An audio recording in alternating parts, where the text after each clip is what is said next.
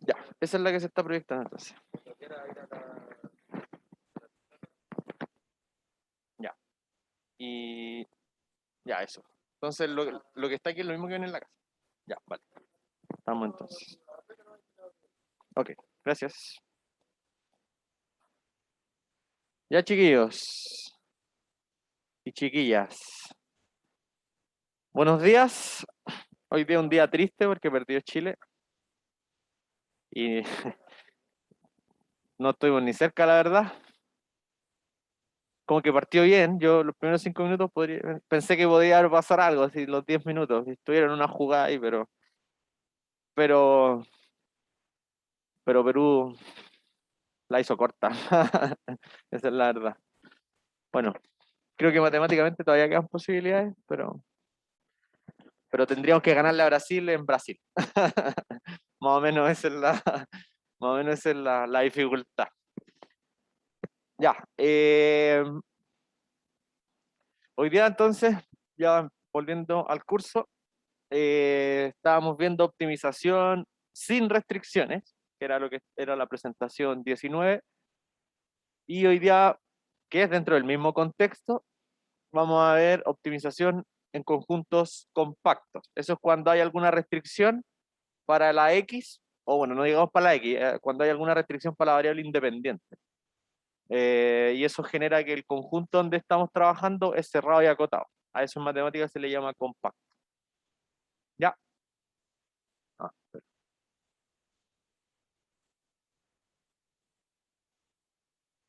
ya.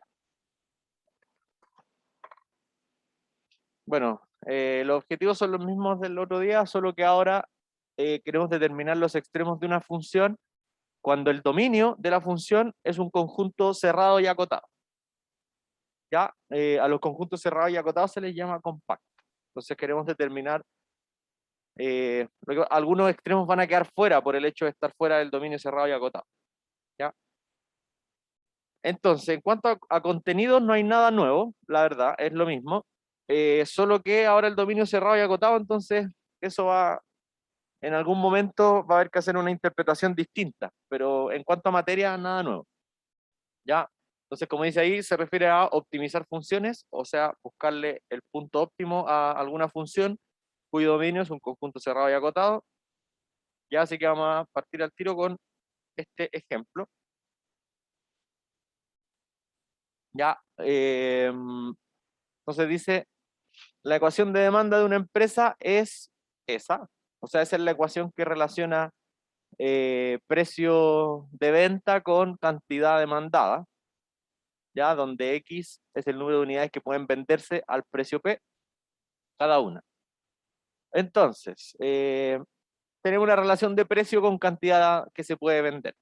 Si les cuesta 500 más 65X producir X unidades por semana, determine cuántas unidades debe producir y vender la compañía si se desea maximizar la utilidad. Ahí le falta una D a la utilidad. Y ahí está la restricción. Y puede producir a lo más 60 unidades. Eso es como lo distinto a lo que nos pasaba, por ejemplo, en el ejercicio de la clase, en los ejercicios de la clase pasada. Ahora tenemos una restricción que nos cambia un poco el modelo. ¿Ya? El hecho de que estemos trabajando en un conjunto cerrado y acotado eh, es que ahora va a tener sus dos bordes la función, va a tener los dos puntos frontera. Ya en los ejercicios que hicimos el otro día tenía uno, ¿no? Ya, entonces voy a anotar lo más importante que sería eh, la, la ecuación de precio con cantidad, ¿cierto? Que el precio es 200 menos 1,5x.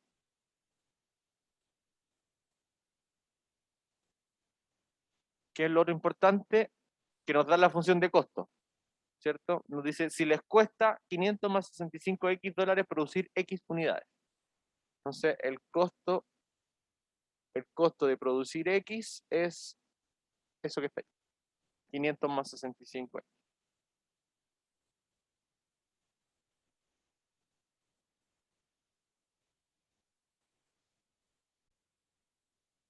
¿ya? Y se busca maximizar la utilidad.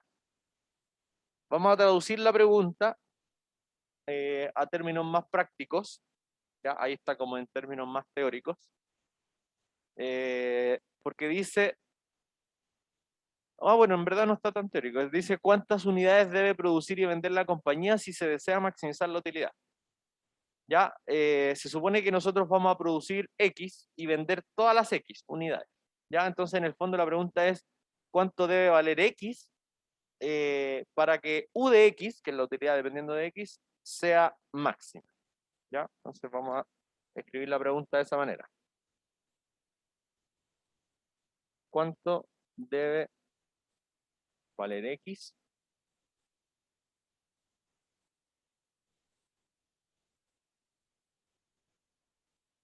para que la función U de X sea máxima?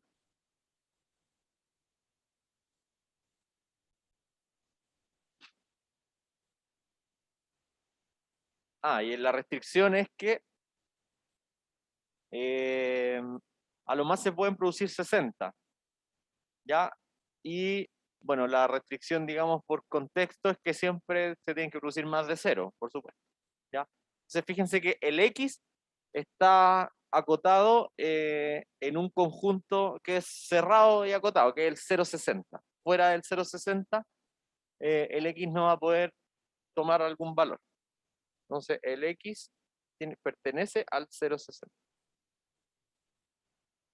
Cerrado y acotado. Ya nos vamos a cambiar a la pizarra entonces. Ahí están los 4 puntos importantes. Ya la función de precio dependiendo de las cantidades, la función de costo dependiendo de las cantidades, la pregunta, que es cuánto debe valer X para que la utilidad sea máxima, y la restricción. ¿Sí? Este es lo nuevo, que ahora estamos trabajando con una restricción.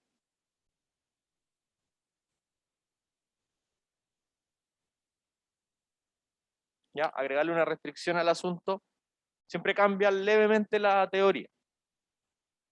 Bueno, en este caso es leve, más adelante, en sus cursos futuros probablemente, trabajar con restricciones cambia bastante la teoría, ahora un poco no.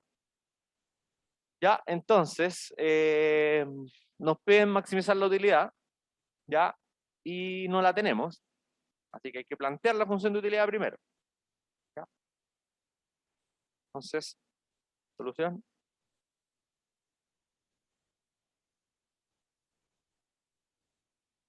Ya partamos con lo genérico. La función de utilidad siempre es ingreso menos costo, ¿cierto?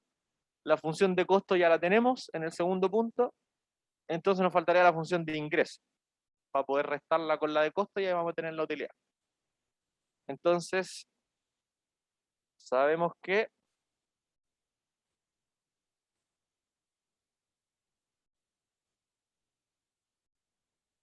sabemos que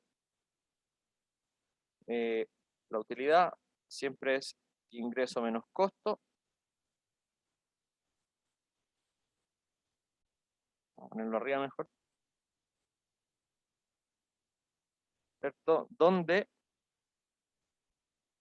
la función de ingreso, a su vez, es siempre el precio del artículo multiplicado por la cantidad vendida.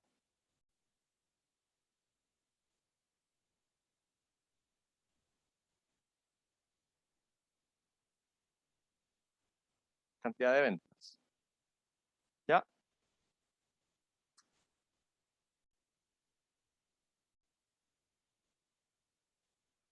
En este caso, fíjense que nosotros queremos saber cuánto debe valer X para que la U sea máxima. ¿Ya? Entonces la idea es dejar la U en función de X, completamente de X, porque la U también se podría dejar en función de P, pero yo ahora la quiero dejar solamente en función de X. Entonces, bueno, la función de costo ya la tenemos dependiendo de X, la que nos falta tener dependiendo de X es la Y, ¿ya? Y fíjense que el precio yo lo tengo en el primer punto en términos de X, y la cantidad de ventas, ¿cuánto va a ser? X, ¿cierto? Entonces ahí tenemos la función de utilidad. Ya, entonces el ingreso dependiendo de X sería el precio, que el precio ya sabemos que es 200 menos 1,5x.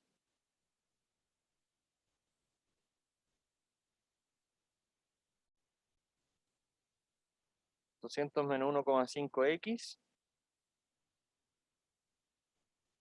Ya, ahí está el puro precio. Y tenemos que multiplicar esto por la cantidad, que la cantidad va a ser x.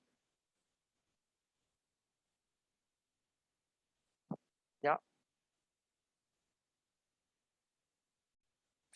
Así que ahora hay que restar las dos funciones, ¿no? Restar ingreso menos costos. Luego la utilidad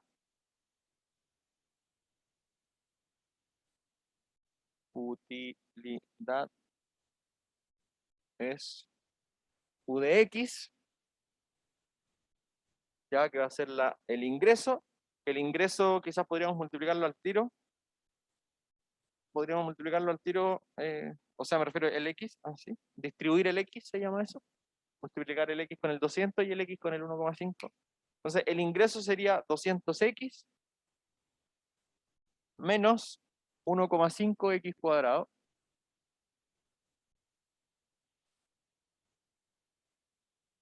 ¿Ya? Y eso menos costos. O sea, menos la función de costo que es 500 más 65x. Bueno, aquí quizás podríamos al tiro sacarle el paréntesis y entonces el 500 quedaría negativo y el 65x también. ¿Está bien?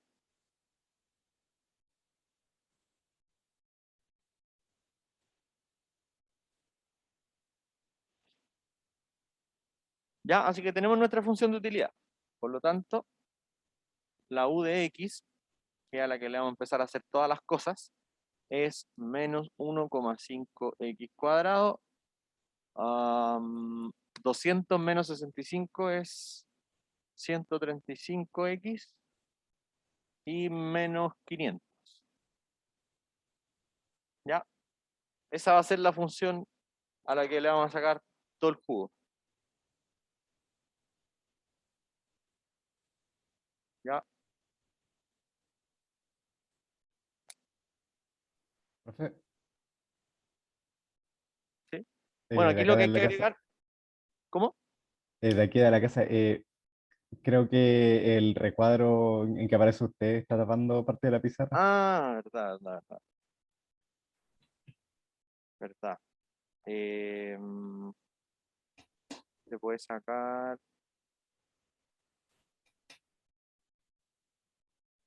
Sí, igual he visto que hacen eso, pero no. No, pero tapemos la segura. Ya, gracias por avisar.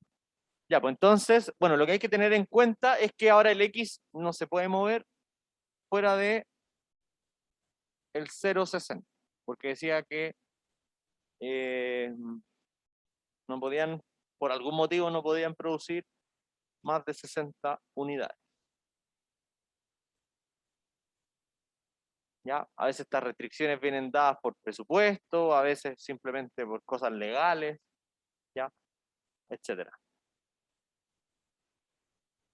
Entonces nosotros vamos a buscarle los óptimos a esta función, que en este caso son los máximos, pero solamente entre 0 y 60. ¿Ya? Así que hay que buscarle los puntos críticos y todo, pero siempre pensando en que no nos podemos salir del 0,60. Entonces, puntos críticos.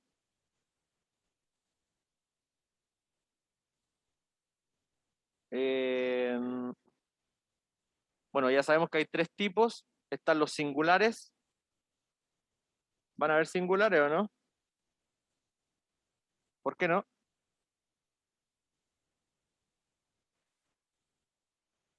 Los singulares eran donde o la función se indefine o su derivada se indefine. ¿Existe algún punto donde se indefine o su derivada se indefine? Ninguno. Sí, porque son polinomios y por mucho que deriven eso, tampoco se va a indefinir.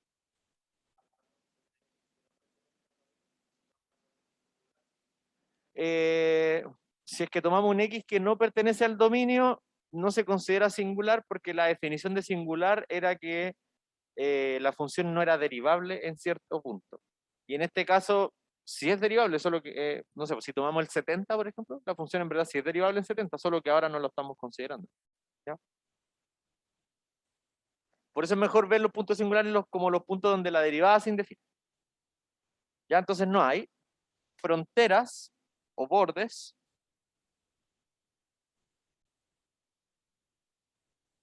tenemos fronteras 0 y 60, ¿cierto? Ahora pasan directo a ser candidatos a ser extremos.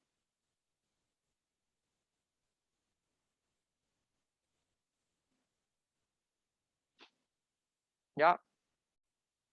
Y los viejos conocidos, los puntos estacionarios, ¿cierto?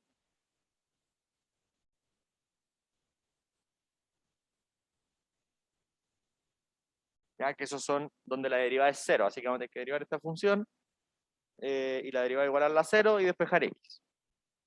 ¿Ya? Entonces, derivamos, o sea, la función u' es igual a 0 si solo si hay que derivar esto, baja el 2, o sea, estamos derivando u de x, entonces baja el 2, se multiplica con el menos 1,5 y da menos 3x más 135, igual 0. ¿Sí?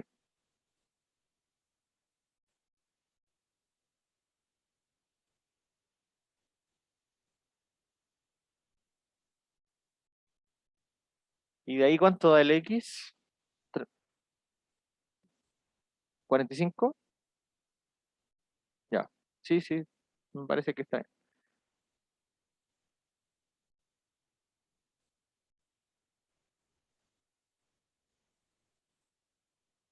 Ya, entonces ese punto estacionario tenemos.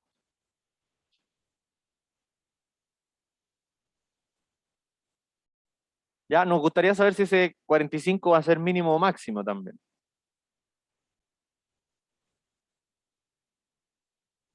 ¿Cómo sabemos si es mínimo o máximo? Segunda derivada. Tal cual. Con la segunda derivada, ¿cierto? Y bueno, aquí la función de utilidad no está muy complicada, entonces como que igual uno al ojo ya cacha que va a ser un máximo, ¿no? Porque como una cuadrática acá hacia abajo, obvio que si tiene un estacionario va a ser un máximo. Pero en general la función de utilidad podría ser cualquier otro tipo de función, así que es mejor hacer el proceso igual. ¿Ya? Eh, no siempre vamos a tener la suerte de estar trabajando con una cuadrática. Entonces, para saber si es mínimo o máximo,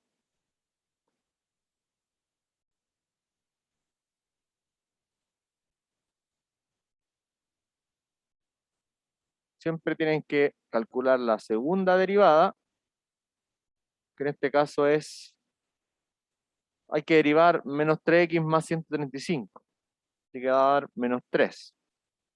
Y ese lo evalúan en el punto estacionario, que en este caso era 45.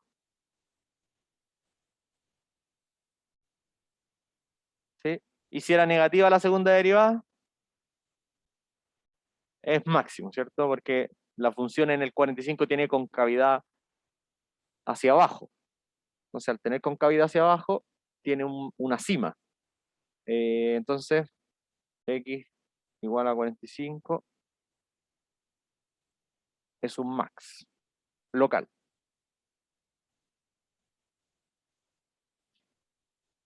¿Ya?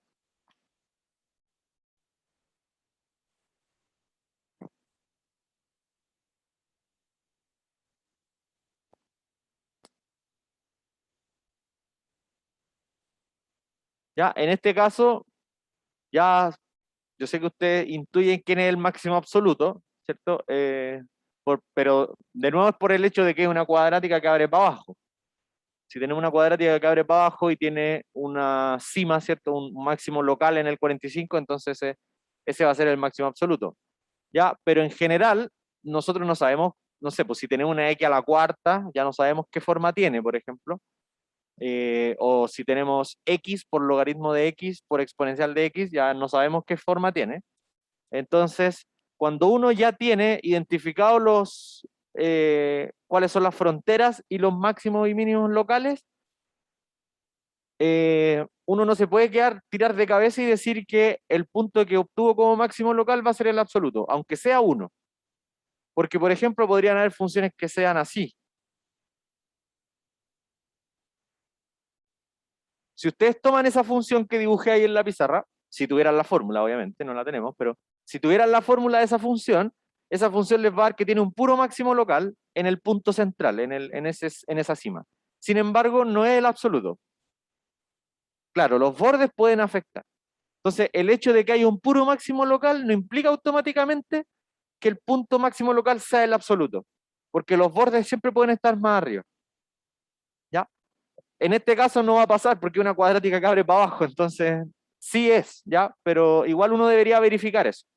Y eso se hace simplemente haciendo una tablita eh, con todos los candidatos, que en este caso los candidatos son el 45, por supuesto, porque es un máximo local, el 0 y el 60.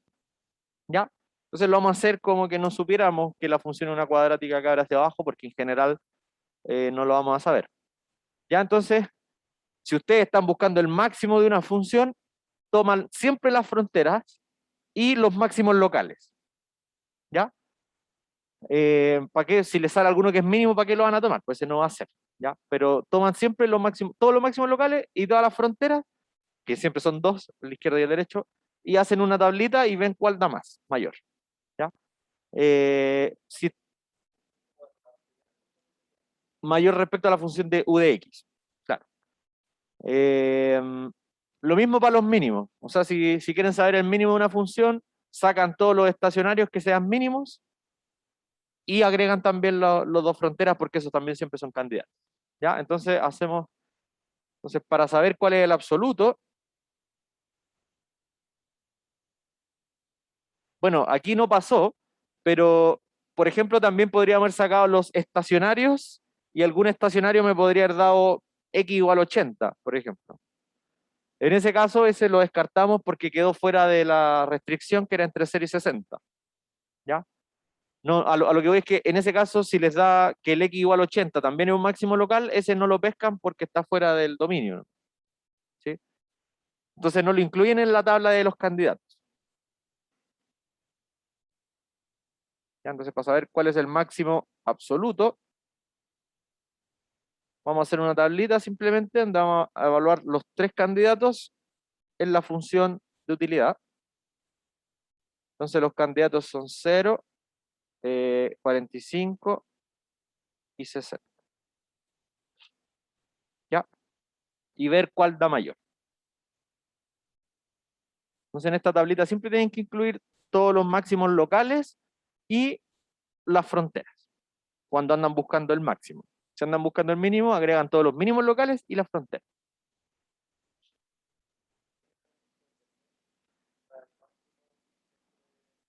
Eso es relativamente independiente de la concavidad de la función porque la concavidad, por ejemplo, cuando aquí nosotros sacamos que la segunda derivada en el 45 era negativa, lo que sabemos es que alrededor del 45 es cóncava para abajo, pero fuera de él podría de nuevo ser cóncava para arriba.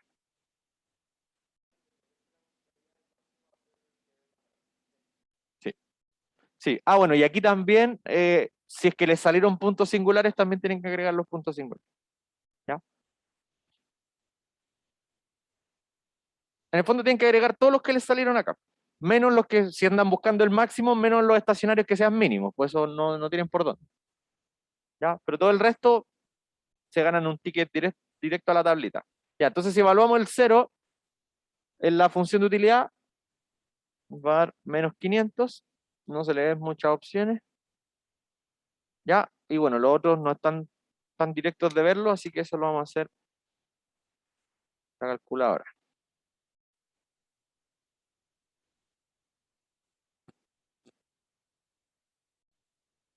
Ya, entonces la función era menos 1.5 por el x al cuadrado. Probamos el 45 primero. 45 al cuadrado más 135 por 45 menos 500. Ya, voy a copiar esto para después solamente modificar el 45 por el 60. Ya, entonces 2.537,5.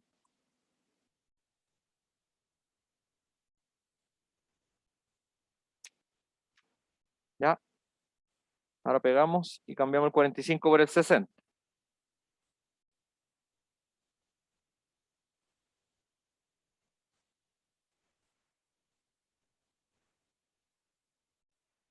Oh, ¿qué pasó? Se le fue a encollar el cálculo. Muy difícil parece. Ahí sí, 2.200.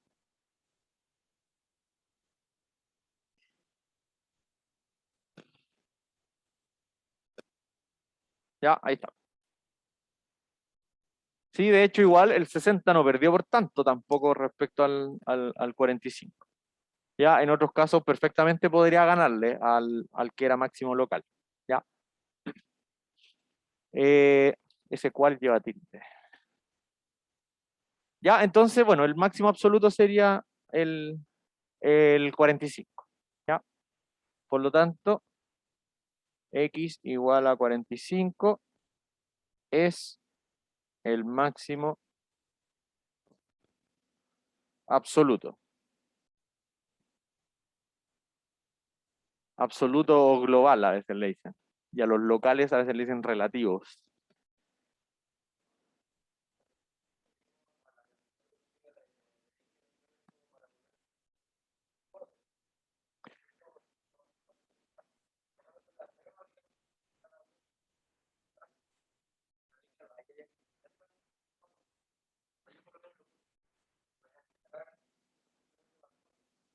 Sí, aquí,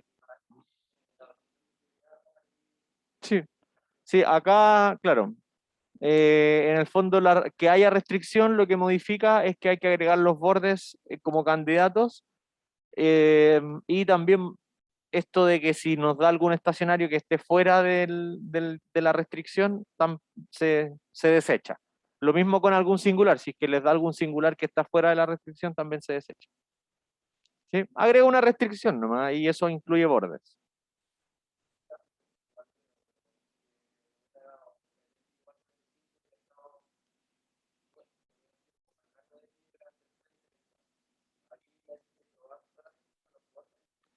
Ah, buena pregunta. Si es que el rango de X hubiera sido entre 0 y 30, claro, el 45 lo desechamos, entonces esta función no hubiera tenido, dentro del 0,30, no hubiera tenido ni singulares ni estacionarios, hubiera tenido las puras fronteras, el 0 y el 30. ¿Ya? Y claro, pues a veces eso como que rompe un poco la intuición, porque uno dice mínimo máximo, un punto estacionario tiene que ser el mínimo o el máximo, pero no necesariamente. ¿Ya?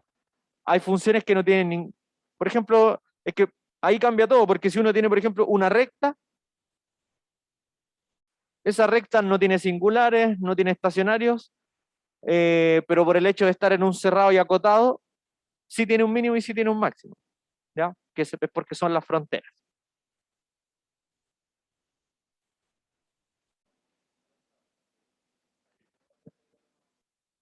Claro. Por ejemplo, bueno, de hecho, la recta concavidad no tiene concavidad cero, ¿sí? No tiene guatita ni para un lado ni para el otro. Ya, porque tienen rapidez constante. Así que, bueno, pero leamos la pregunta para saber cómo responder.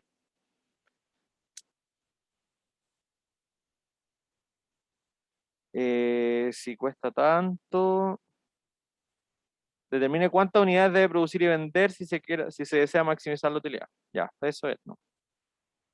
De hecho, aquí sacamos también cuánto sería la utilidad máxima. ¿Cuánto es la utilidad máxima que se obtiene con el 45? El 2.537, ¿cierto? Que está medido en dólares. Ah, sí, ahí dice, en el costo. Ahí, ahí. Ya igual complementemos con eso, porque a veces igual la preguntan. Ya, la utilidad máxima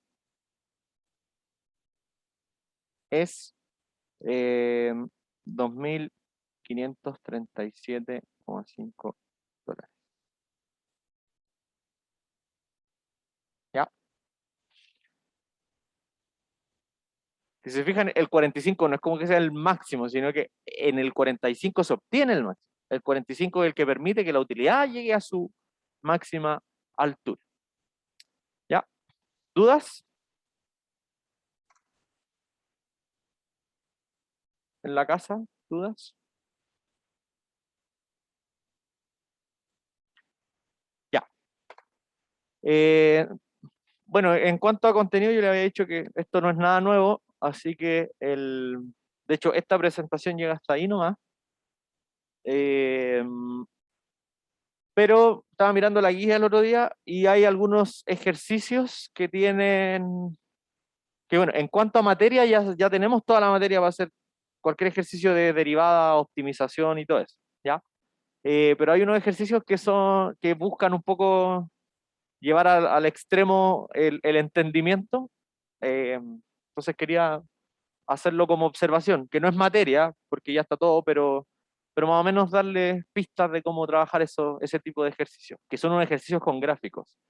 Así que, pero eso lo vamos a hacer en la pizarra, ¿no?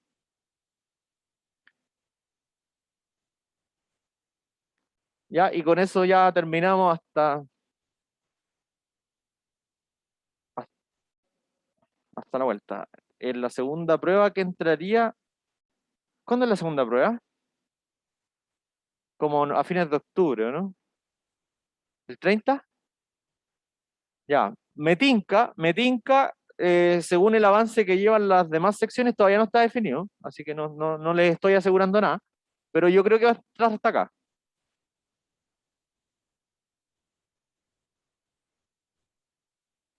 Porque después de esto hay un cambio, es como cambio de unidad así brígidamente. Empieza la unidad de integrales. Sí. Entonces, no tendría sentido preguntar integrales. Bueno, y L'Hopital, pero L'Hopital es como un punto aparte que debió haber estado antes, pero no se puede, ¿no? Entonces, yo creo que va a ser hasta acá, como para que quede una prueba con sentido. Y la última unidad es integrales, que las integrales son, o sea, integrar una función es la operación inversa a derivar. Por ejemplo, cuando ustedes toman la x cuadrado, la derivan, les da 2x. Y si ustedes toman la 2x y la integran, les da x cuadrado. Pero bueno, ahí hay toda una teoría detrás, porque podría ser x cuadrado más 1, x cuadrado más 2, uno no sabe cuál derivó para obtener esa. Entonces, bueno, ahí hay otras cositas más que se agregan. Pero eso es lo último que viene en este curso. Ya. Entonces, una observación solamente,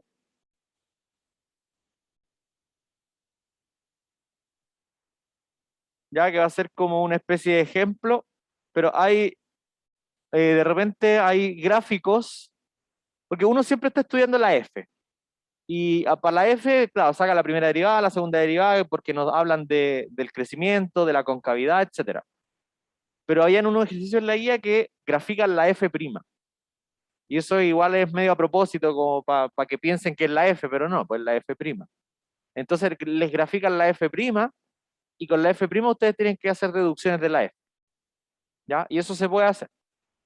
¿Sí? Entonces, veamos algo así. Un gráfico de,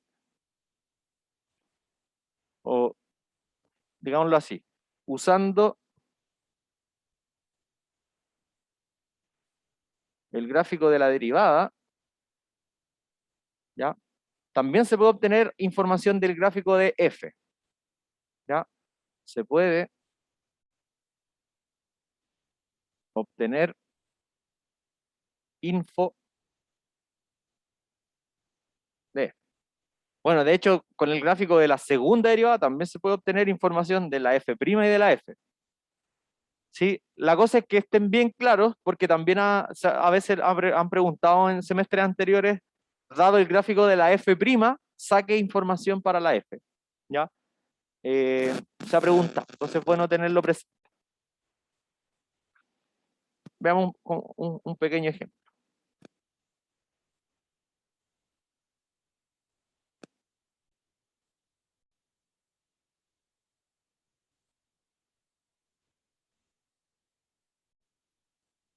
Ya, y supongamos que después da 0 todo el rato. Ya, este es el gráfico de f' de x. Ya, y démosle valores a estas partes donde cambio de signo. Pongámosle A, B, C y D. ¿Ya? Pero esta no es la F, es la F'.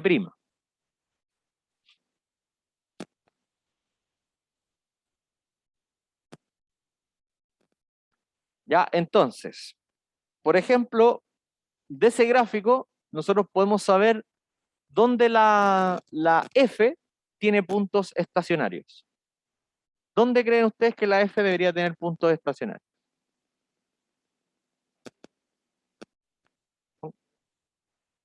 Pongámoslo como pregunta. ¿Dónde tiene F puntos estacionarios? Ya que obviamente es como para que tiendan a confundirse y decir que, no sé, pues aquí entre el C y D hay un punto estacionario de F, pero no, pues eso es mentira. Entre C y D hay un punto estacionario de F', pero no de F, ¿cierto? Y claro, podrían pensar que por acá también, y todos esos puntitos podrían pensar que son puntos estacionarios de F, pero no, esos son puntos estacionarios de F'. ¿Ya? Entonces, ¿dónde sí tiene F puntos estacionarios? ¿Habían dicho por ahí recién?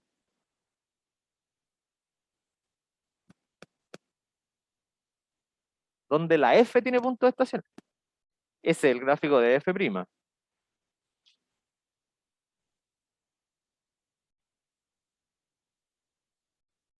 Recién lo habían mencionado. No, se me parece.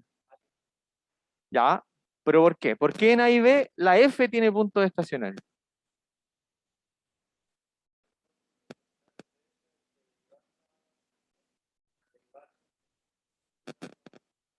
¿Qué hay que hacerle a la derivada de la función para ver los puntos estacionarios? Es lo que hicimos en el ejercicio anterior. Igualarlo a cero, po. Entonces, la función f va a tener puntos estacionarios cuando la derivada vale cero. Y acá en el A y en el B, la derivada vale cero. Entonces, de hecho, en el C y en el D también. Estos puntos en A, B, C y D, en esos puntos, claro, el f' de x es igual a cero en A, B, C y D. F' de x es igual a cero. O sea que A, B, C y D son puntos estacionarios de f, no de f', insisto. ¿Ya? Entonces, como x igual a, x igual a b, x igual a c y x igual a d, esos tres puntos cumplen con la siguiente condición. Cumplen que la derivada, la función f' vale cero, porque tiene la derivada, la función f' en ese punto tiene altura cero. ¿Ya? Entonces, esos cuatro puntos son puntos estacionarios de f.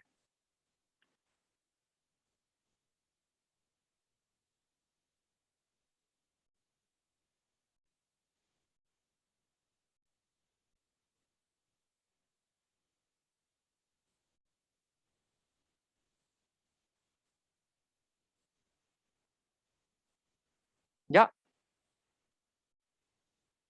Otra pregunta que se puede hacer es, ¿dónde es f creciente? Bueno, y decreciente también. Después vemos decreciente. ¿Dónde la f es creciente?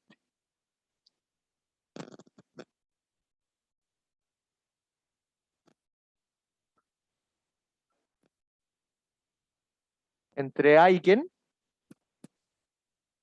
¿Entre el A y el C? ¿O el 0? No escuché bien. Ah, en esos puntos específicos. A y C. En el punto específico A y en el punto C, la f debe ser creciente. Ya, pero ojo, que en A, B, C y D, la F tiene puntos estacionarios. Que la F tenga puntos estacionarios en A, B, C y D quiere decir que la F se estaciona en A, B, C y D. Entonces, en A, B, C y D, la F está como con pendiente cero, po, ¿sí? De hecho, uno se puede ir haciendo una idea del gráfico de la F estudiando el gráfico de la F', porque ya sabemos que tiene 4 puntos donde se estaciona, A, B, C y D. ¿Ya? Entonces, específicamente no se consideran crecientes esos puntos. ¿Qué tenía que cumplir un X para que la función sea creciente? Con la derivada, había una forma de ver que una función era creciente con la primera derivada. Algo tenía que cumplir la F' de X para que la función sea creciente en X.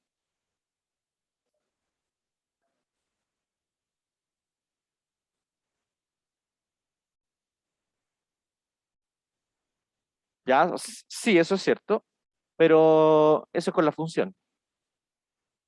¿Cómo puedo saber yo a partir de la derivada de una función cuando la función es creciente? Tenía que ver con el signo. ¿Qué tenía que pasar con la derivada de f para que la f sea creciente?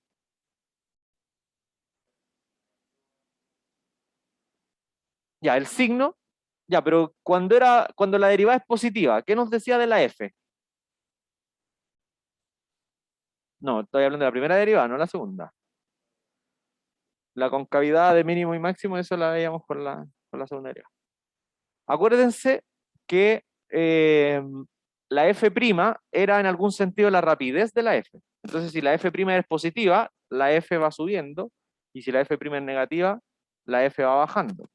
Entonces, la f es creciente siempre y cuando la f' sea positiva. ¿Ya? Ese era el criterio de la primera derivada. Eso es lo que hay que acordarse de materia. F de x es creciente en A, B, es equivalente a decir que el f' es positivo en A, B. ¿Ya? ¿Podrían darnos valores específicos de ABCD o podrían dejarlo así tal como está ahí? Porque en verdad con eso es suficiente.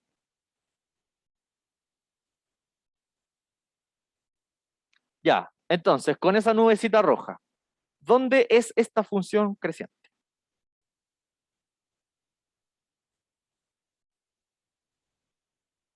¿En qué conjunto esta f sería creciente? Sabiendo que hay que ver dónde la derivada es positiva.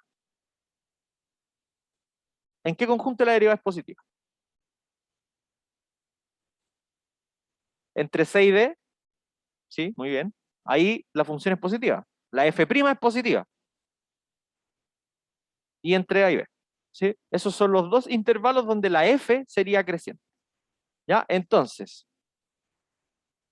porque fíjense que entre A y B, la f' está siempre por arriba del igual 0. Po.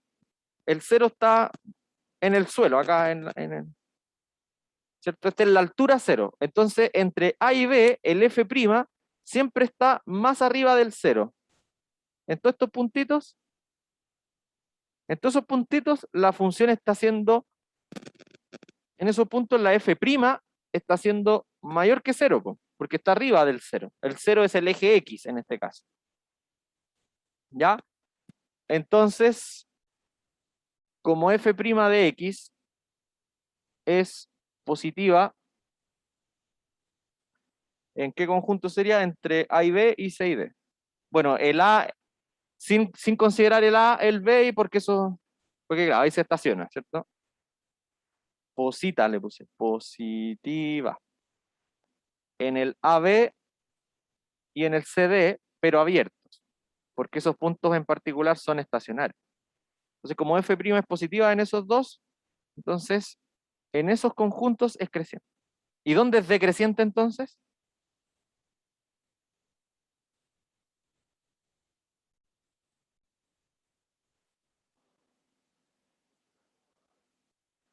Entre B y C sería decreciente, ya, pero y queda por ahí la duda, porque como que en una parte como que se quiere devolver a...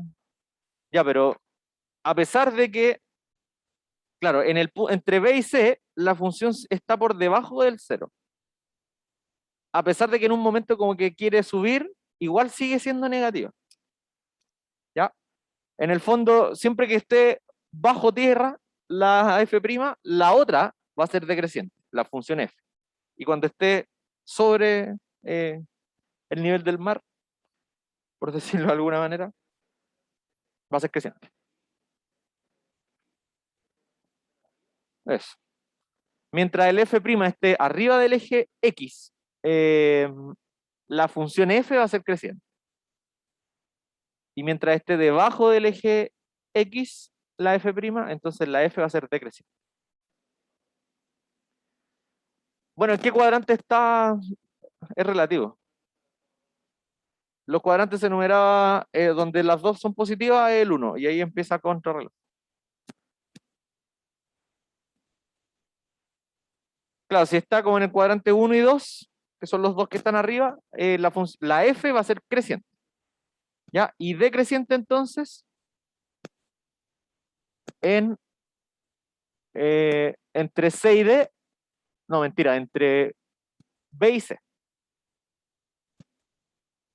Bueno, y de hecho, según el dibujito que hice yo, del B para atrás, del A para atrás también, suponiendo que esto sigue así infinitamente,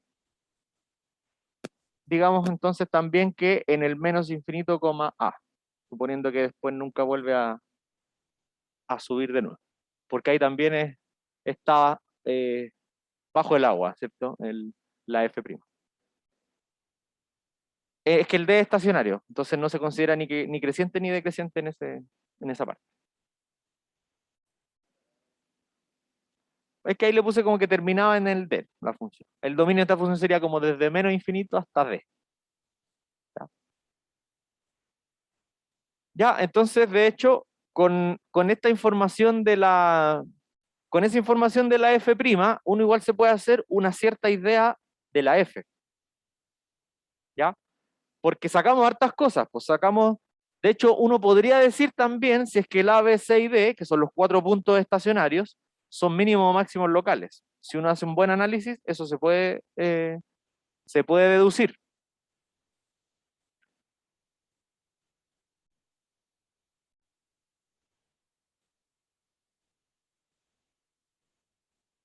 Entonces la pregunta ahora podría ser,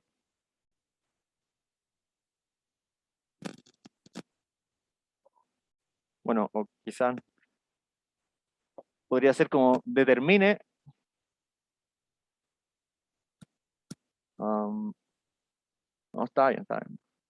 A, B, C y D son min o max locales. Ya. ¿Qué creen ustedes? Vamos de a uno, ¿para qué nos vamos a tirar al tiro a morir? El A, que sabemos es un punto donde la F se estaciona, es un punto estacionario. El A, ¿será mínimo o máximo? Piensen en la tendencia que tiene la función.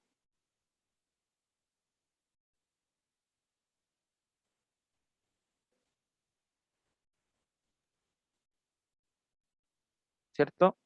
Piensen que antes del A, la función atrás del A viene cayendo, ¿cierto? Porque dice que es decreciente en el menos infinito A. Entonces esta función viene cayendo, llega al A y se estaciona. Y fíjense que después, entre A y B, es creciente otra vez, o sea, vuelve a subir. Por lo tanto, a la no le queda otra que ser un mínimo. ¿Ya? En el fondo, vamos a tratar de hacer un pequeño dibujo, que este dibujo no va a respetar mucho no va a respetar las alturas, pero sí va a respetar los intervalos donde crece, donde decrece y donde están los estacionarios. Ya, vamos a poner los puntos A, B, C y D. ¿Ya? Entonces, a partir de los puros signos de la derivada, yo voy a poder más o menos saber dónde esta función va creciendo, decreciendo, para así saber si los puntos son mínimos o máximos. ¿Ya? Entonces, entre menos infinito y A, la función venía decreciente. O sea, la función, de hecho, aquí quizás podríamos quitarle el eje y para no confundir como con los tamaños, pero bueno. La función viene decreciente desde el menos infinito hasta la, ¿sí? Porque dijimos que entre menos infinito y a era decreciente, y eso es porque entre menos infinito y a la función f' era negativa. ¿Sí? Después, en el a tenía un punto estacionario, y después entre entre a y b, la derivada era positiva, por lo tanto la función se recuperaba y empezaba a crecer. Entonces el a terminaba siendo un mínimo. ¿Ya? Después la derivada sigue positiva hasta llegar a b. Y en el b se vuelve a estacionar. Y ahí entonces, y después la derivada pasa a ser negativa. O sea, de nuevo empezó a decaer. Y la derivada sigue negativa hasta el c. Bueno, ahí tiene como unas vacilaciones, como que quiere recuperarse un poco, pero sigue siendo negativa. Sigue siendo negativa hasta el c, en donde de nuevo es 0, y después es positiva desde c hasta d. Y después en el d otra vez 0, entonces como que termina con una cima, como algo así. ¿Ya?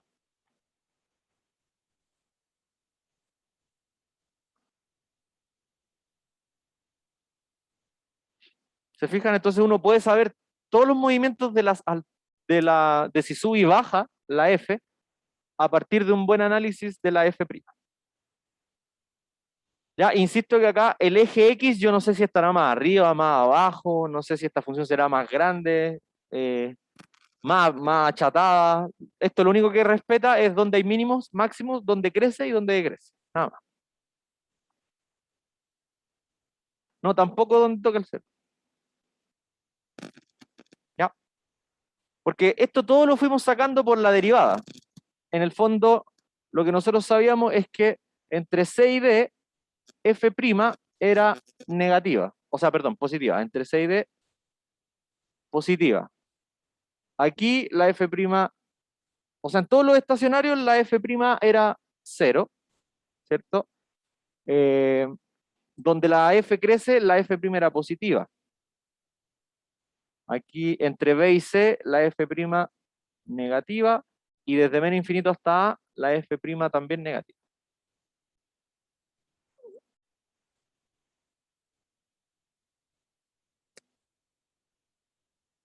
¿Sí? Y en los puntos donde hay cimas o valles, la f' vale 0. Entonces se fijan que al final la f' les va diciendo si sube, baja, se estaciona, sube más, se estaciona, baja. ¿Ya? Solo les va diciendo eso. ¿Sí? Bueno, obviamente que mientras más positiva es la f', más rápido sube la f. Y mientras menos positiva es la f', sube pero más lentito. ¿Sí? Acuérdense siempre también que la f' como que les va dando las pendientes de la f. Por eso al principio las pendientes son negativas, la función va para abajo. Después en el a, la pendiente es 0. Después entre a y b, las pendientes van para arriba, porque las f' son positivas. En el b se estaciona, entre b y c de nuevo son negativas, etc. ¿Ya? De hecho, uno también podría hacer un juego similar si nos dan el gráfico de la segunda derivada y nos piden información de la primera derivada o de la f. También se puede hacer, pero el análisis sería parecido. Así que eso se los dejo por si lo quieren pensar por ustedes. ¿Ya? ¿Dudas? Sí, esos dibujos son clásicos como para confundirlos, porque empiezan a decir, piensan que los valles y las cimas de la f' son al tiro de los puntos estacionarios de la f, pero no. ¿Ya? Eso, es para que entiendan bien esta relación de los signos. Ya, pues, si no hay dudas, entonces, quedan 10 minutos, así que ya estaríamos listos. Cuando estén los contenidos de la prueba y todo, yo se los voy a ir mandando. Yo creo que en la semana de pausa deberían definirse, ya, porque lo que paran son las clases, pero nosotros seguimos trabajando. Ya, eso. Así que descansen lo que puedan. Dígame. ¿Qué cosa? ¿Lo del f'? Cuando fui poniendo los signos. Ya. Rápidamente, mira. Cuando la F' estaba bajo el nivel del mar, digámoslo así, la F baja. Cuando la F' llega al 0, la F se estaciona. Cuando la F' está por sobre el nivel del mar, o sea, positiva, esta sube. Después esta sigue positiva y vuelve al 0, o sea, vuelve al nivel del mar, esta se vuelve a estacionar. Estos son los puntos donde la F' da 0. Entonces después, entre B y C, esta anda bajo el nivel del mar y entonces está decayendo. Y así. Siempre que la F' está por abajo del eje X, la F va a ir bajando. Y cuando la F' esté por arriba del eje X, la F va a ir subiendo. ¿Ya? Eso. Ya pues chiquillos, nos vemos entonces a la vuelta. Descansen, cuídense, pórtense bien. Y nos vemos. Que estén bien. Chao, chao.